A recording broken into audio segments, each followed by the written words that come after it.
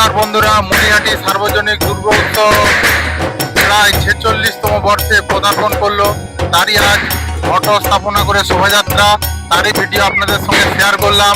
আপনারা অবশ্যই দেখবেন ভিডিওটি, লাইক কমেন্ট শেয়ার অবশ্যই করবেন। তরুণদা আমাদের কিছু বক্তব্য দিয়েছে, পুরো ভিডিওটি দেখবেন। আর কেমন লাগলো ভিডিওটি অবশ্যই কমেন্টে জানাবেন বন্ধুরা।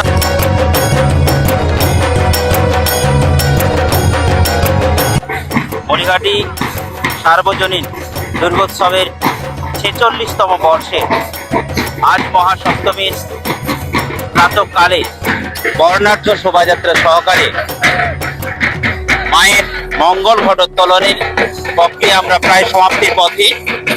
এলাকার সমস্ত মা ও বোনেদের সাথে নিয়ে লাল পাড় এবং সাদা শাড়ি, মাথায় কলস নিয়ে মায়ের মঙ্গল ঘট উত্তোলনের যে প্রক্রিয়া আমরা এইমাত্র সমাপ্ত করলাম।